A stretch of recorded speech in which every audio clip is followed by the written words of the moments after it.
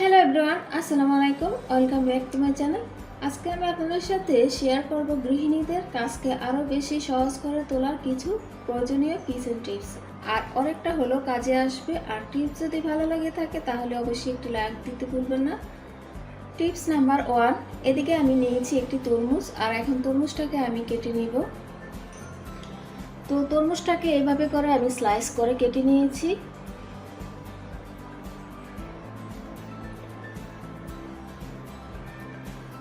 তো এখন একটি এয়ারটেক্স কন্টেনারে আমি সম্পূর্ণ তরমুজ নিয়ে নিব। গরমকালে দেখা যায় যে আমাদের ঘরে সচরাচর তরমুজটা কিন্তু থাকে, তো সেই ক্ষেত্রে কাটার জন্য অনেক সময় খাওয়া যায় না। তো আপনারা চাইলে এভাবে কেটে রেখে নর্মাল ফ্রিজেও রেখে দিতে পারেন, যে কোনো বক্সে রেখে। এবার ঢাকনা লাগিয়ে এটাকে আমি নর্মাল ফ্রিজে রেখে দিব আমার সুবিধার জন্য। তো যখন মন চাইবে তখনই এভাবে করে খেয়ে নিতে পারবেন, কোনো সমস্যা নাই। টিপস নাম্বার 2, দেখা যায় যে আমাদের ঘরে কিন্তু সচরাচর এই আনারগুলো পড়ে থাকে বাজার থেকে আনার পর। তো আমরা এটা কাটার জন্য খেতে পারি না। আর কাটতে গেলে অনেক সময় দেখা যায় যে আমাদের হাতগুলো কালো হয়ে যায়। এটা সবার ক্ষেত্রেই হয়ে থাকে, আনার কাটতে অনেক সময় হাত কালো হয়ে যায়। তো সেই ক্ষেত্রে কি করবেন, আমি এখন আপনাদেরকে একটি টিপস দেখিয়ে দিচ্ছি। যে তো এদিকে আমি একটি আনার নিয়েছি, আর এখন আমি আনারটাকে নাইফ দিয়ে কেটে নিব।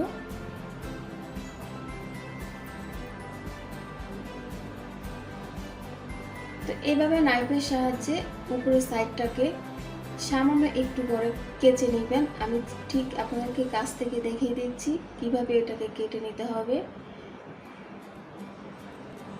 উপরে খোসাটাকে ছাড়িয়ে এইভাবে হাত দিয়ে এটাকে ছাড়িয়ে নিলেই কিন্তু আনারটা অনেক অংশ ছেড়ে ছেড়ে যাবে। তো এইভাবে করে আমি প্রত্যেকটা আনার কেটে নেব। আর এখন দিয়ে দিব পর্যাপ্ত পরিমাণ পানি। তো পানি দিয়ে এটাকে আপনি 10 মিনিটের মতো ভিজিয়ে রাখবেন। এতে করে আনার ভিতর যে অবশিষ্ট কষ্টটা থাকে সেটা বের হয়ে আসবে। তো আনাটাকে কিন্তু আমি অলরেডি ধুয়ে নিয়ে আসলাম। আর এখন দেখেন আনাটা অনেকটাই পরিষ্কার হয়ে গেছে, কোনো রকম কালচে ভাব নেই। আর এখন এই আনারটাকে আমি ছাড়িয়ে নিব খোসা থেকে। তো সব কটা আনারই কিন্তু আমার খোসা থেকে ছাড়িয়ে নেওয়া হয়ে গেছে। আর দেখেন আনারগুলো কতটা পরিষ্কার হয়ে গেছে। আর আমার হাত কিন্তু মোটেও কালো হয়নি। আর এখন আপনি চাইলে এই আনারটাকে চামচ দিয়েও খেয়ে নিতে পারেন বা এমনিতেও খেয়ে নিতে পারেন। হাত কালো হওয়ার কোনো রকম চান্স নেই, কোনো ভয় নেই। টিপস নাম্বার 3, এদিকে আমি একটি ময়লার ঝুড়ি নিয়েছি। দেখা যায় যে আমরা সরাসরি যখন ময়লাটা ফেলতে যাই সেক্ষেত্রে দেখা যায় যে ময়লার ঝুড়িটা অনেকটাই ময়লা হয়ে থাকে। তো সেটা আমরা পরিষ্কার করতে গেলে অনেকটাই সমস্যা হয়ে যায়, মানে অনেকটাই ভালো লাগে না ময়লার ঝুড়ি ধুইতে। তো সেক্ষেত্রে কি করবেন আমি সেটা দেখিয়ে দিচ্ছি। তো এদিকে আমি ময়লার ঝুড়িটাকে পরিষ্কার করে নিয়েছি। আর নিয়েছি একটি শপিং ব্যাগ, চাইলে যে কোনো পলিথিন ব্যাগও নিয়ে নিতে পারেন। তো এইভাবে করে ময়লার ঝুড়ির উপরে ব্যাগটাকে বসিয়ে দিবেন। তো এই তো বসানো হয়ে গেছে। তো এখন আপনি চাইলে যে কোনো ময়লা এর ভিতরে ফেলে দিতে পারেন, কোনো সমস্যা নাই। যখনই এই ব্যাগটা পুড়ে যাবে তখনই চাইলে এইভাবে করে উপর থেকে ময়লার ব্যাগটাকে নিয়ে ফেলে দিতে পারেন। আর আপনার ময়লার ঝুড়িটা থাকবে একদম ক্লিন, ঝকঝকে তকতকে, কোনো রকম ধোয়ার সমস্যা হবে না। টিপস নাম্বার 4, সাধারণত আমরা ভাত রান্না করতে গেলে দেখা যায় যে অনেক সময় ভাতটা ঝরঝরে হয় না। সেক্ষেত্রে ভাত রান্নার আধা ঘন্টা আগে চালটাকে এভাবে করে ভিজিয়ে রাখবেন। তো দেখবেন যে আপনাদের ভাতটা অনেকটা ঝরঝরে হবে।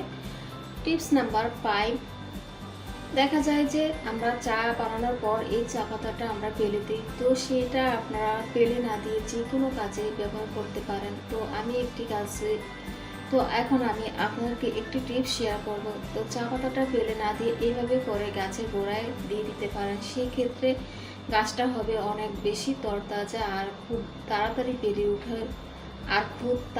বেড়ে উঠবে। টিপস নাম্বার 6, দেখা যায় যে বিরিয়ানি রান্না করতে গেলে অনেক সময় লবণের পরিমাণটা একটুখানি বেশি হয়ে থাকে। তো সেই ক্ষেত্রে কি করবেন, একটি টিপস আমি আপনাদেরকে খুব সহজভাবে দেখিয়ে দিচ্ছি। তো যখন দেখবেন যে লবণটা চেক করে অনেকটাই লবণ হয়ে গেছে তখন সেটা কি করবেন, এইভাবে একটি আটা ডো করে আপনি বিরিয়ানির মধ্যে দিয়ে দিবেন, আর দিয়ে একটুখানি নেড়ে চেড়ে ভিতরটাতে ঢুকিয়ে দিবেন। এতে করে আপনার লবণটা চুষে নেবে আপনার ময়দার ডো। তো একটি ঢাকনা দিয়ে এভাবে রাখবেন আর আপনার বিরিয়ানিতে লবণটা কমে যাবে। চাইলে চিনিটাও অ্যাড করতে পারেন টেস্ট অনুযায়ী। তো সেক্ষেত্রে আপনার বিরিয়ানি থেকে লবণটা অনেকটাই কমে যাবে, কোনো ভয় নেই। রান্নার পর ননস্টিকের প্যানগুলো কিন্তু অনেক বেশি ময়লা হয়ে থাকে। তো সেই ক্ষেত্রে আমরা যখন এটাকে ধোয়ার চেষ্টা করি তখন কিন্তু আমরা সাবান দিয়েই ধুয়ে থাকি, আর সাবান দিয়ে ধোয়ার পর কিন্তু এটা খুব একটা পরিষ্কার হয় না। তো সাধারণত এই প্যানগুলো কিন্তু লতের মাজনি দিয়েও মাজা ঘষা করা যায় না, কারণ এগুলা ননস্টিক, এটা লতের মাজনি দিয়ে ধুলে কিন্তু নষ্ট হয়ে যায়। তো এখন আমি এটাকে সাবান দিয়ে ধুয়ে নিয়েছি, আর দেখেন অতটা বেশি কিন্তু পরিষ্কার হয় না, ভিতরে যে একটা লাম্পস ভাব আছে সেটা কিন্তু রয়ে গেছে। তো সেক্ষেত্রে কি করবেন, এদিকে আমি নিয়েছি একটি বেকিং সোডা আর নিয়েছি এক ফালি লেবু। তো বেকিং সোডা আর লেবুটাকে দিয়ে এভাবে প্যানটাকে ঘষিয়ে নেবেন। তো লেবু আর বেকিং সোডা দিয়ে এটাকে যখন আপনি ঘষিয়েবেন তখন কিন্তু, তো লেবু আর বেকিং সোডা দিয়ে যখন প্যানটাকে পরিষ্কার করবেন তখন দেখবেন যে প্যানটা কিন্তু নিমেষেই খুবই পরিষ্কার হয়ে আসবে, কোনো সমস্যা হবে না।